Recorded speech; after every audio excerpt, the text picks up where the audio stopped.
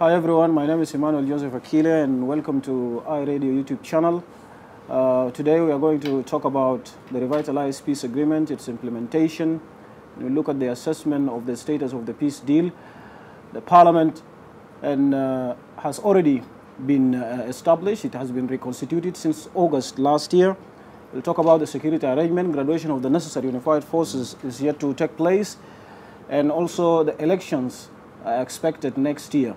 But then there are key provisions in the peace agreement should have been implemented before the elections, should be implemented actually before the elections. So to understand this more and have in-depth information and to discuss this, we have come to the office of Honorable Makuei, the Minister of Information and the government spokesperson. Thank you for accepting us to be in your office today and have this conversation with you, Honorable. Yeah, thank you, Emmanuel, and welcome iRadio in the office of the people.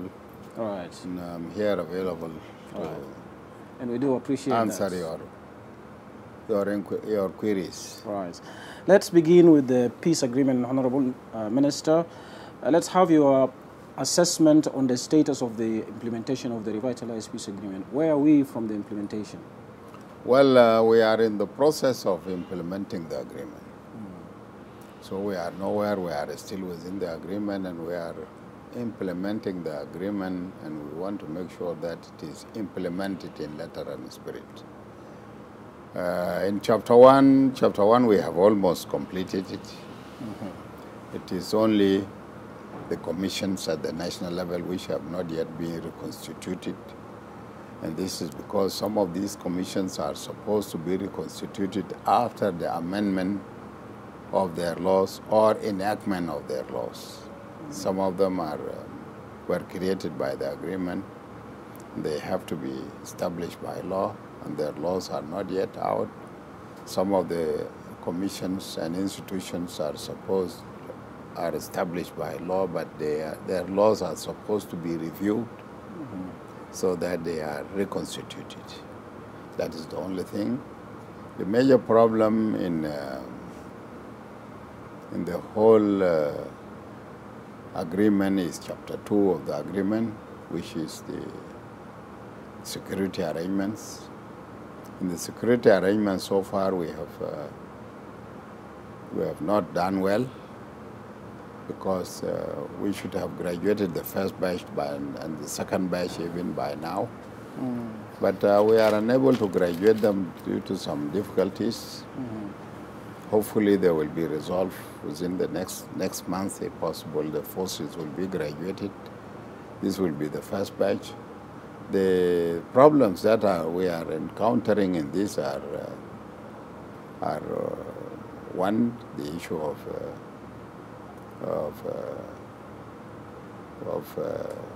firearms for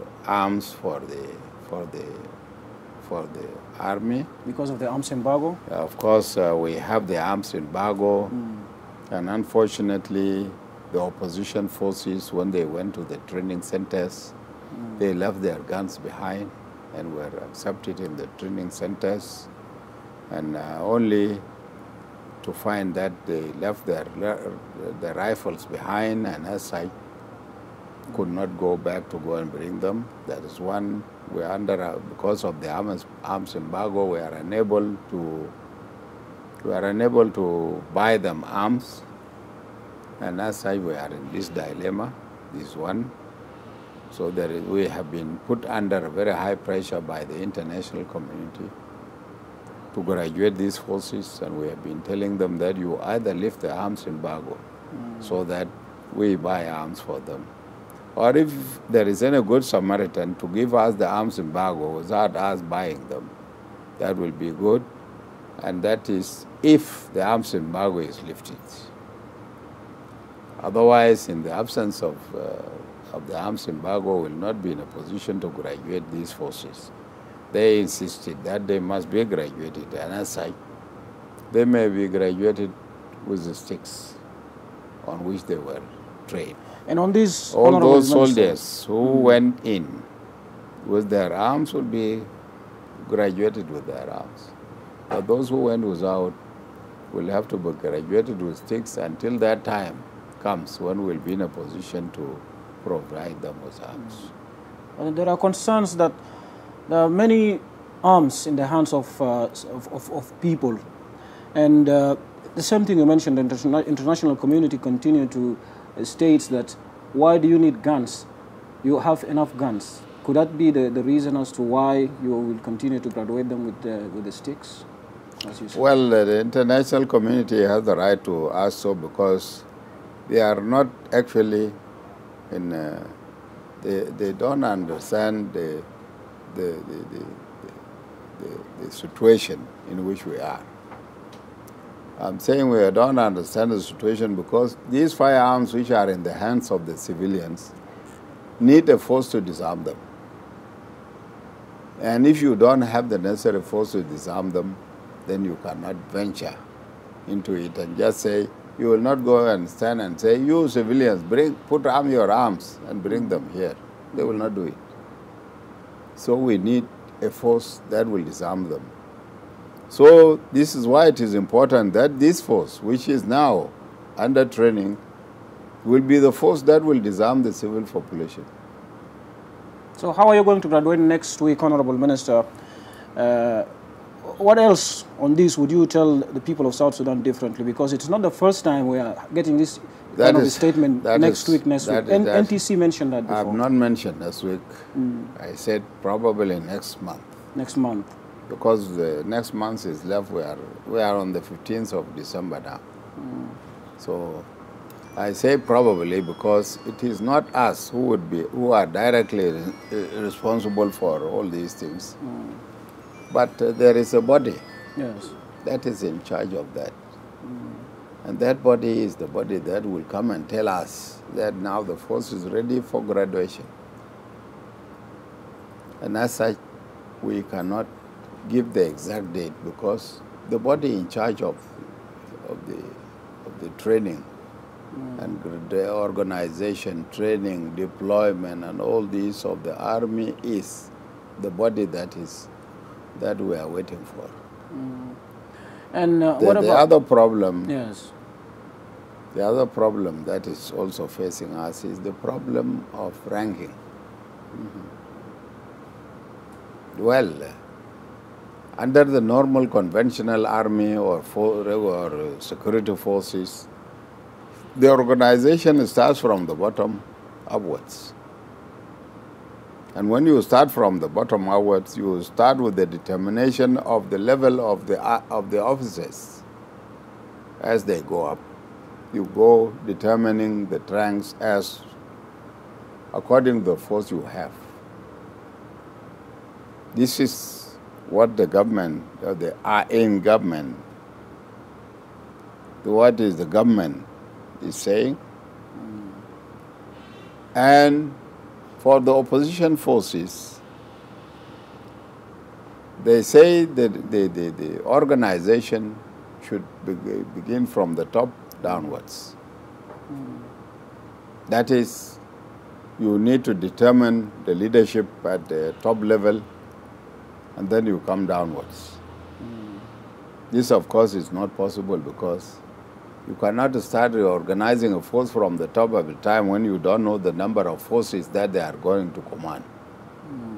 You need to start from the bottom so that you know exactly how many forces are there and what are the ranks that are required to command them.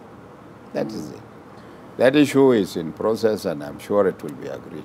And with all these challenges, Honorable Minister, for how long do you think this will continue? What the people of South Sudan want is peaceful coexistence, tranquility, implementation of the peace agreement. With all these challenges, including the issue of funding, Honorable Minister, until when? Well, the people of South Sudan should be patient. Because if they want us to do it hastily and hurriedly, then we are capable of doing that. But is that correct? We need to keep on, and we need to keep on resolving the difficulties as we move, so that we are sure that we are on the right track. But if the people of South Sudan want us to graduate these forces, we can graduate them today. Without uniform, without boots, without guns, without anything, we can graduate them if they so wish. But will that serve the interest will we call them an army? That is not the case. The same thing with whatever any other provisions that are not implemented up to now. They are not implemented because they have their own peculiarities, and they ought to be addressed accordingly. Now, people like the international community which comes and says, why are you not graduating the forces? And they are the very people who passed the arms embargo and coming to us and saying, don't buy arms, you graduate them. Then what do we say now? So the problem is not the delay, but we need to resolve any problems that stand on our way so that we can smoothly implement the agreement. Right. And on this issue, Honorable Minister, why can the government disarm the civil population who are armed and use those arms for graduation of the forces? Well, I thought you got me. Because for you to disarm the civil population, you must have a well-armed army so that you disarm them. Because they are armed to their teeth. And if you just tamper with them, with a weak army, they are likely to clash with it. You mean the current... So you need to go in with a proper show of force so that they succumb to your orders. You mean the current... So at present, when there are people who do not believe what does disarmament mean. And they think that it is something that is easy. You just go and stand before the population and tell them, bring your arms here, and they bring them. No. You mean the current security... That is not the system. The current security apparatus, Honorable Minister, are not capable to disarm the armed civilians or population because of the arms embargo. I'm not saying they are not capable, because you don't need to involve your forces, all of them, in the disarmament of the civil population. There ought to be other forces that will be taking care of other security problems. The forces we have now here are forces that are being used, we are using for handling other security issues. And if we take this same force and we say, let us engage them in this disarmament, then who will be doing that work of which they are doing now? And for that matter, they need to be, the current forces, they will continue to do their job up to the time when we graduate this force. It is after the graduation of this force and the completion of the training, of the completion of the training and unification of the forces, that we can now say, yes, this army will be for maintaining law and order in the state, and this army will be used, or these regular forces will be used for disarmament. Right. Honorable Minister, let me take you back to Chapter 1 of the peace agreement, where President Salva Kiir said elections can be held next year, 2023. And I understand in the revitalized peace agreement there are provisions to be implemented before the elections, including voluntary repatriation of the displaced persons, the issue of Political Parties Act, permanent constitution, census, among many others. So what is your take on this? Well, I agree with him that elections could be run. I say elections could be run because all these things which you have stated could be done. We have still, up to now, we have 9 months. And maybe beyond, nobody knows.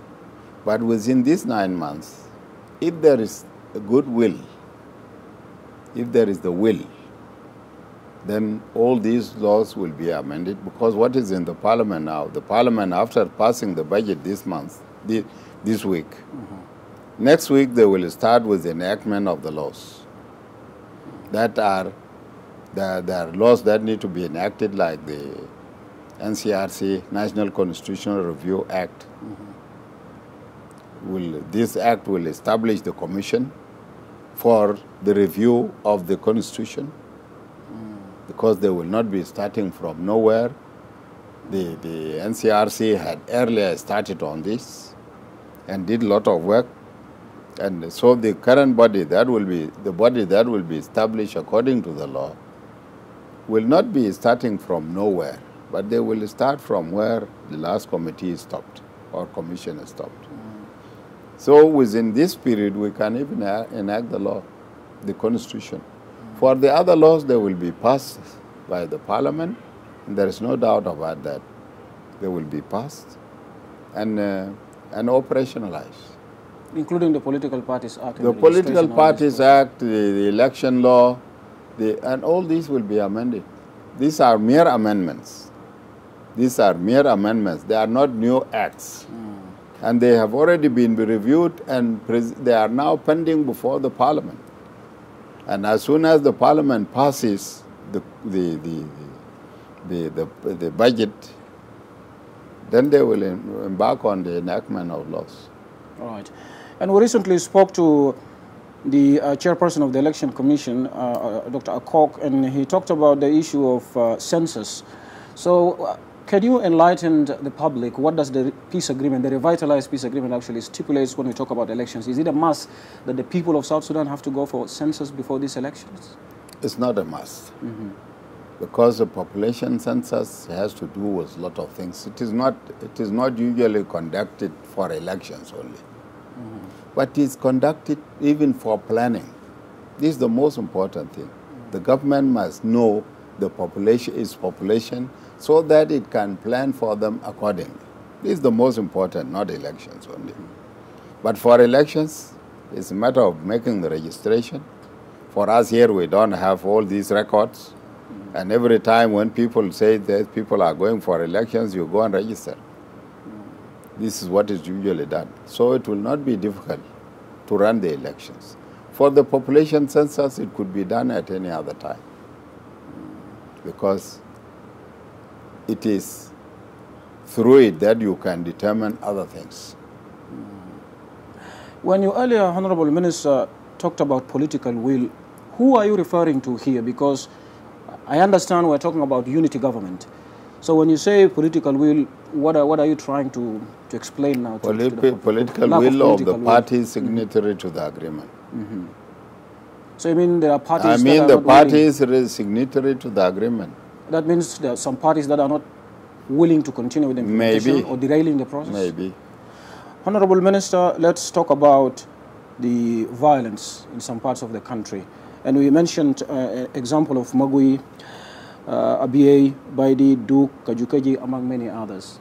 And you as the government spokesperson, what is really happening, Honorable Minister? Because people want to know how can the government bring to an end this kind of intercommunal violence in some parts of the country? Well, bringing intercommunal violence to a halt or to an end is not an event. It is a process that must be done gradually. Some of these intercommunal violence are brought in by other circumstances. An example, an intercommunal violence that takes place is either because of the cattle rustling, or because of the land, or because of the intercommunal violence. All these have their own approaches and different ways of resolving them. Some communities are backward and are not benefiting. Some of the communities have not up to now tested the peace dividend. They are still far behind. These are people who are living in under such circumstances need to be developed. And it is through development that they will begin to change some of these behaviors. So you cannot say, well, this communal violence must come to a halt. No. That is one. There are some communities which are antagonistic to one another. These communities which are antagonistic, you need to harmonize their relations. This is a different process. There are communities that are fighting over other issues. All these, so there is no yardstick whereby which you can say, now if we do this, we will resolve these communal disputes. Because you need to address each of them according to its situation. So the government is trying, and it is moving in the right direction, and we hope that these communities will come to their senses and understand the efforts that the government is setting in that effort. Now, to give an example of the farmers, for instance, and the cattle keepers, let me put it that way. And I understand when we talk about intercommunal conflicts, for instance, in the greater equatorial region, normally it happens between these two communities. So in your position as the Minister of Information, what would you tell them? Well, you see, cattle owners and agronomists have never separated. They have never been living together. I can have my farm. You can have your farm. At the same time, you have your cattle. I have mine. But nevertheless, they coexist. So it is a matter of regulating it. And if it is not regulated, this is what brings in what we now call the crisis. Otherwise, if it is properly regulated, there is no reason why I should leave my cattle to go into your farm, and you have no reason to leave your cattle to enter into my farm. There must be an area demarcated for the animals and another area demarcated for the farms. In so doing, people will be in a position to coexist peacefully. In the absence of that, this is what brings about all this. And this is why we are now saying, since these communities are not understanding themselves, then the pastoralists should move out and go back to their respective areas. This is what is being done. And this is last month, up to last year, I mean. Last year, yes, the Mundari community the Mundari pastoralists were all driven from here, taken back to their respective area. The other cattle owners who are here now will definitely be collected, be driven back to their respective homes if they don't move. Wow. If they don't move, then definitely a force will be appointed to drive them out of this place. Because what we need is peace and stability. Right. And what happened to President Kiir's order for the repatriation of cattle keepers to leave Equatorial Region? I remember there was an order like that. What happened to it? His order is in place. And this is why I told you the Mundari were taken from here. And these forces are now being organized, and they will move the rest. Wow. So the order is in place. But my point is this. The cattle of the Equatorians who are with them here, don't they eat their crops? This is the situation. Because it is not all the Equatorians who are agronomists, who are agriculturists. There are others who are cattle keepers as well as farmers. How do they handle their cattle? So people should not be talking in terms of cattle owners, because there are Equatorians who own cattle. Right. So if we are talking, we'll better say the non-Equatorians who own cattle should move out, instead of saying the cattle owners, because the cattle owners include Equatorians who are cattle owners. And Honorable Minister, you mentioned one, like designating a specific area, let's say for the cattle headers to separate where the cattle keepers can stay and the farmers. What else?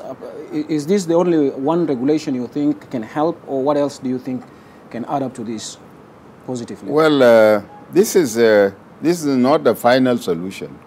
But the final solution will be that you need to modernize the way of keeping cattle.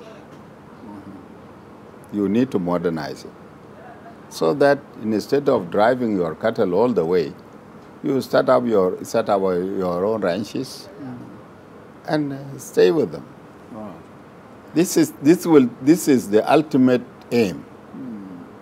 And this is, I think, will be a policy that will be adopted by the animal resources so that we can make use of these cattle properly.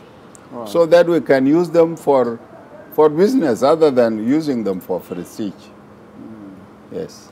And Honorable Minister, on this example of the recent violence between cattle keepers and farmers, some intellectuals and youth took to social media, and some comments contributed to the violence. That's the use of social media, and I understand you know how important and powerful social media can be. So what is your comment on such comments, and also your advice to people who contribute to this violence on social media? Well, I have ever been clear, and my position had ever been clear, not only on this unfortunate situation, but on the abuse of the social media by the users of the social media. The social media was meant to be used for spreading hatred and hate speech and so forth. It was meant for business, mostly for business only. But the way it is being taken now by the generation, by this generation, is completely an abuse of the social media. Because social media, when the owner of the social media, that person, when he developed it, it was meant for business, not for any other thing. But now it is being used as a weapon of destruction. And it is not only in South Sudan, but all over the world. This is why you talk of even attacks on the social media, on the cyber attacks somewhere in Israel last week. Was it this week or last week? And so forth. This was not meant for it. So my advice to the users of the social media is that they should use it wisely. They should use it for the interests of peace and harmony, and not for the spread of hatred and so forth. And is there any role the government can play here, especially under your docket? Well, if we have two options. We are encouraging them to abide by it. But if it turns out that this thing is being abused, then we can simply lock it down and people go without. So I'm advising the users not to make the government to move to that level, but to respect and abide by the rules of the game. Because if at the end of the day we find that it is difficult for us to control it, then we'll lock it out. Right. Then anybody who wants to be connected will go outside South Sudan. Right. Any final remarks you'd like to share with the people of South Sudan, especially those who are watching you around the world on our YouTube channel, as we speak about this agreement? For the people of South Sudan, let me assure you that the agreement is moving on well, in letter and spirit. There are people who thought that the agreement will just be moving tuck like that without any difficulty. Whatever you do in the world, you must have some difficulties somewhere in the implementation. We are trying our level best to ensure that all these difficulties are resolved within the remaining period and people go for elections as planned. The people of South Sudan are even fed up of us, of these adjournments. Every time adjournment, they are fed up of us. So we need to go to them so that they go and bring us back if they so wish. Yes. Otherwise, elections will be held in time, and people have to prepare us now for elections. Political parties act and the election law are amended, because their amendment is very easy and it can be passed the same day by the parliament. So it doesn't need time. So my advice to people is that let us prepare for elections. You know, at the personal level, are you planning, have you thought of running for any office in the next elections? As No, when time comes. All right. Thank you. Right, we have come to the end of our interview here with the Honorable Michael Makuei, Minister of Information and Government Spokesperson. Thank you for watching our YouTube channel, and continue subscribing to our YouTube iRadio South Sudan. My name is Emmanuel Joseph.